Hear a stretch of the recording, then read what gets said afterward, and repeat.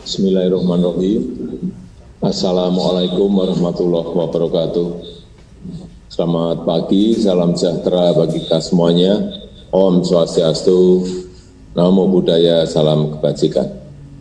Yang saya hormati Bapak Wakil Presiden, para Menteri, serta para gubernur dari seluruh provinsi yang hadir pada pagi hari ini. Pagi hari ini saya ingin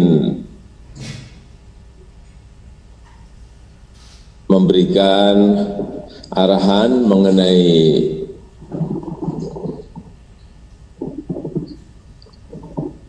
virus corona atau COVID-19. Bismillahirrahmanirrahim. Assalamualaikum warahmatullahi wabarakatuh. Good morning. Good luck to all of us. Om Swastiastu, Namo Buddhaya, greeting of virtue. I respect Mr. Vice President, ministers and governors from all provinces present this morning. This morning I want to give direction regarding the coronavirus or COVID-19. Kita tahu bahwa laporan yang saya terima dari kedutaan besar kita di seluruh dunia, dari Menteri Luar Negeri, sampai saat ini COVID-19 telah menyebar di 189 negara.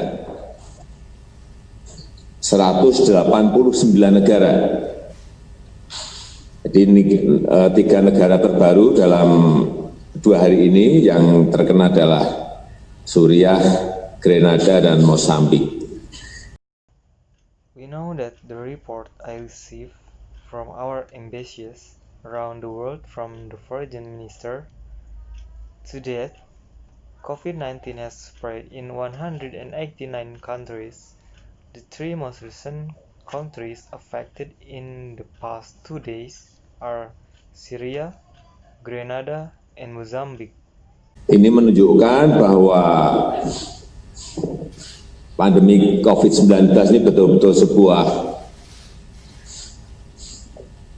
virus yang telah menjadi pandemi dan memang sangat sulit untuk dicegah, baik masuk ke sebuah negara atau masuk ke sebuah provinsi, kabupaten, dan kota.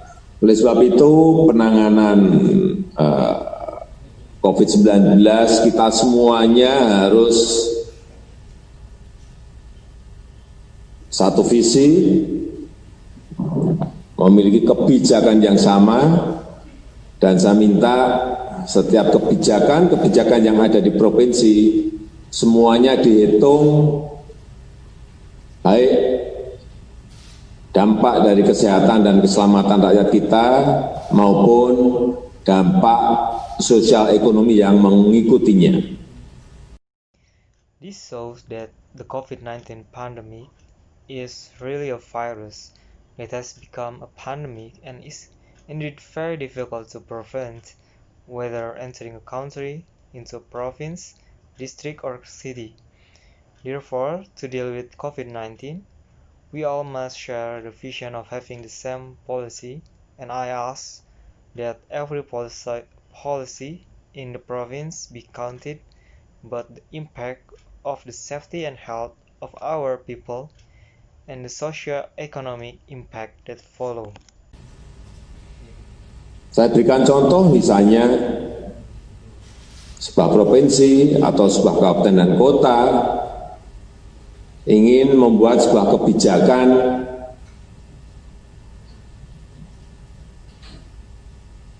sekolah diliburkan, kantor ditutup semuanya, kemudian tempat-tempat transaksi ekonomi, misalnya pasar ditutup semuanya, tolong ini betul-betul dihitung betul, dikalkulasi betul dampak sosial ekonomi dan kesehatan yang ada. I give an example of a province or a regency and a city wanting to make a school policy closed, office closed altogether, then places of economic transaction such as the market were closed altogether, please to be really calculated the existing socio-economic and health impact. Kalau ingin melakukan itu,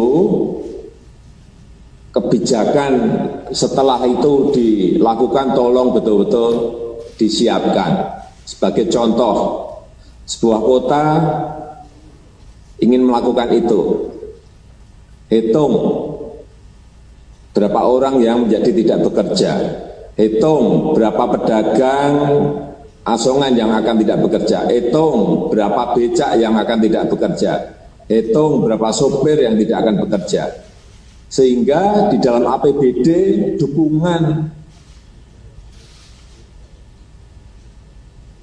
kepada sektor-sektor itu yang harus diberikan. Bantuan sosial kepada mereka harus disiapkan. Jangan kita hanya menutup tetapi tidak dibarengi dengan kebijakan bantuan sosial, social safety net untuk mendukung kebijakan yang dibuat. If you want to do that, the policy after that, please really be prepared. For example, a city wants to do that, count how many people will become unemployed, how many hawkers will not work, how many pedicab drivers will not work, how many drivers will not work, so that in the regional revenues and expenditures budget, support for this sector must be provided.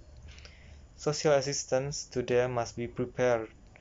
We should not only cover but not accompanied by social assistance policies to support the policies made. Intinya kita ingin ada 3 hal yang menjadi fokus kita.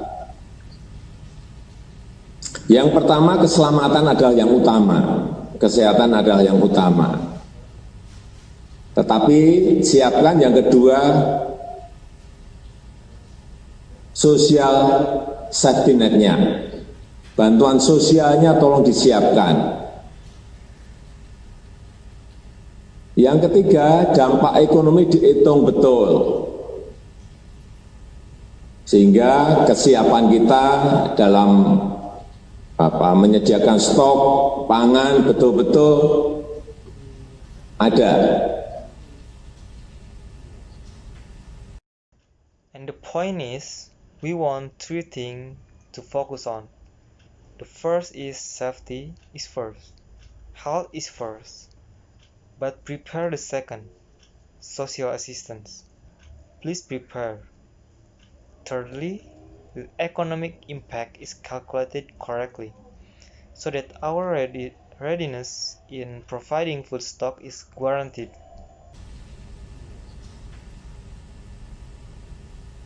Kemudian kenapa ada yang bertanya pada saya, kenapa kebijakan lockdown tidak kita lakukan?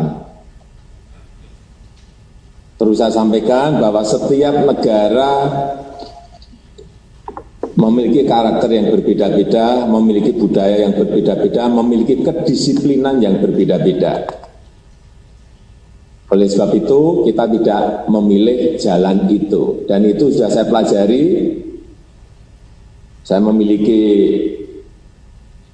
analisa-analisa seperti ini dari semua negara, ada semuanya. Kebijakan mereka apa, mereka melakukan apa, kemudian hasilnya seperti apa, semuanya dari Kementerian Luar Negeri lewat dubes-dubes yang ada, terus kita pantau setiap hari.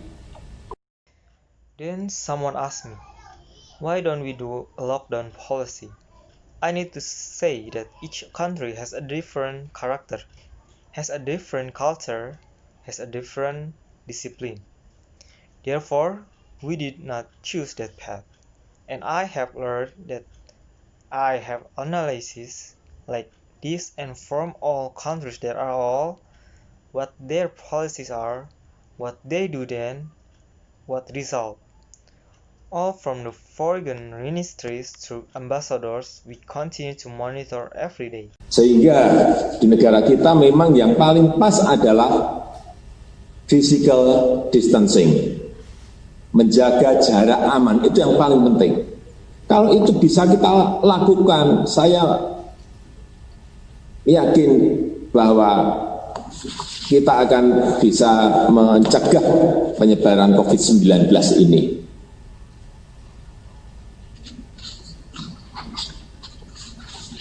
Tetapi membutuhkan sebuah kedisiplinan yang kuat, membutuhkan ketegasan yang kuat. Jangan sampai yang sudah diisolasi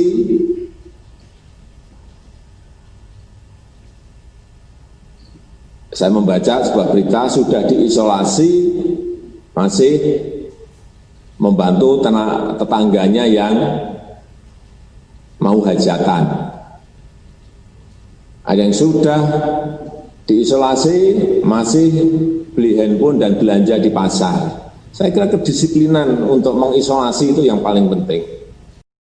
So, the most suitable in our country is physical distancing, keeping a safe distance. If we can do it, I'm sure that we can prevent the spread of COVID-19. But it requires a strong discipline, requires strong decisiveness. I read a news where people who have been isolated are still helping their neighbors who want to celebrate. There are those who have been isolated still buying mobile phones and shopping in the market. I think discipline to isolate is the most important. Partial isolated, mengisolasi sebuah RW, mengisolasi sebuah kelurahan penting, tetapi betul-betul dengan sebuah kedisiplinan yang kuat. Kalau ini bisa kita lakukan, saya kembali lagi, saya meyakini bahwa skenario yang telah kita pilih akan memberikan hasil yang baik. Partial isolation, isolating an area, isolating an urban village is important, but really with a strong discipline. If we can do this, I will again believe that the scenario we have chosen will give good result. Dan sebentar lagi saya juga ingin mengumumkan mengenai mitigasi dari dampak ekonomi terhadap masyarakat. Ini perlu saya sampaikan juga pada para gubernur. Saya perintahkan ini kepada semua menteri, gubernur, bupati, dan wali kota agar memangkas rencana belanja yang tidak prioritas di APBN maupun di APBD. Anggaran-anggaran perjalanan dinas, pertemuan, belanja-belanja lain yang tidak dirasakan langsung oleh masyarakat segera harus dipangkas. Karena kondisi fiskal kita sekarang ini bukan sebuah kondisi yang enteng. And soon, I also want to announce the mitigation of the economic impact on society. I need to convey this to the governors as well. I commend this to all ministers, governors, regions, and mayors to cut spending plans that are not a priority in the national budget or in the regional revenues and expenditures budget. Business travel budget, meeting, and other expenditures that are not felt directly by the community must immediately be cut, because our present condition is not an easy condition. Kemudian melakukan refocusing kegiatan dan melakukan realokasi anggaran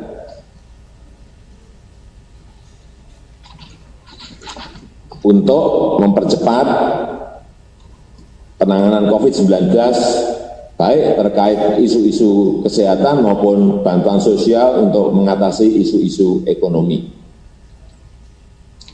Landasan hukumnya sudah jelas. Minggu yang lalu hari Jumat tanggal 20 Maret 2020 telah saya tanda tangani Inpres nomor 4 2020 untuk refocusing dan relokasi anggaran. then focusing activities and relocating budget to accelerate the handling of COVID-19, both related to health issues and social assistance to overcome economic issues. The legal basis is clear. Last week, Friday, 20 March 2020, I signed Presidential Instruction Number 4 in 2020 for refocusing and budget relocation. Sekali lagi, bukan hanya penanganan kesehatan untuk masyarakat, tetapi juga untuk penanganan dampak ekonomi masyarakat lewat bantuan-bantuan sosial. Juga perlu saya ingatkan agar provinsi, daerah juga melihat betul ketersediaan bahan pokok dan mempertahankan daya beli masyarakat. Once again, not only the handling of health for the community, but also for handling the economic impact of society through social assistance. I also need to remind that the province, regions also see the availability of basic commodities and maintain people purchasing power.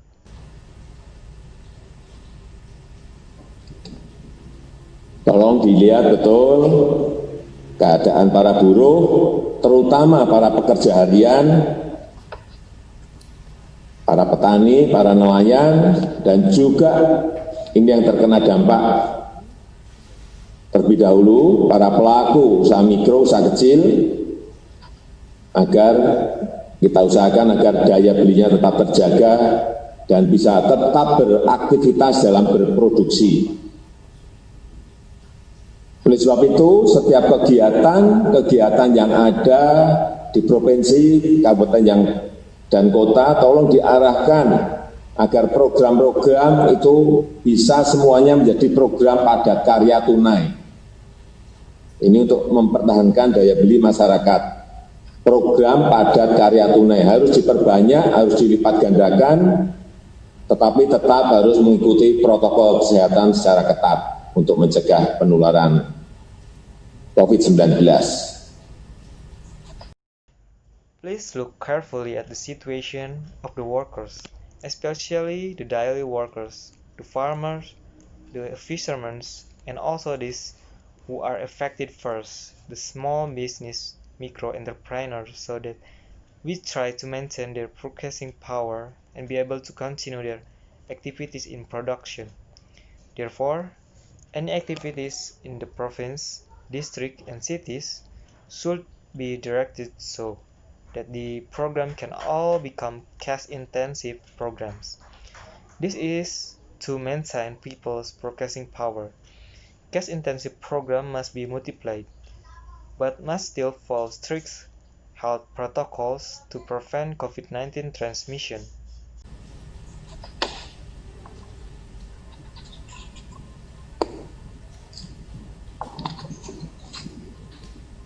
Sebentar lagi juga akan kita keluarkan kebijakan untuk penerima kartu sembako. Selama 6 bulan mendatang akan kita tambah 50.000 sehingga diterima 200.000 per keluarga penerima manfaat. Anggaran yang telah kita siapkan 4,5 triliun. Kemudian juga akan segera dimulai kartu prakerja. Implementasi dari kartu prakerja ini kita pakai untuk antisipasi para pekerja yang terkena PHK, para pekerja harian yang kehilangan penghasilan, dan para pengusaha mikro yang kehilangan pasar atau kehilangan omset. Alokasi anggaran yang telah kita siapkan adalah 10 triliun. Agar provinsi-provinsi bisa ikut mendukung ini. Siapa yang harus diberi, mulai didata dengan baik. Soon, we will issue a policy for the 9 basic food card holders. Over the next 6 months, we will add 50,000 rupiah so that 200,000 rupiah are saved per family. The budget we have prepared, 4.5 trillion rupiah. Then the pre-employment card to anticipate workers who are laid off, daily workers who have lost their income, and micro-entrepreneurs who have lost their market or lost their profits. The budget allocation that we have prepared is 10 trillion rupiah. In order for province to be able to support this, who must be given start to be recorded.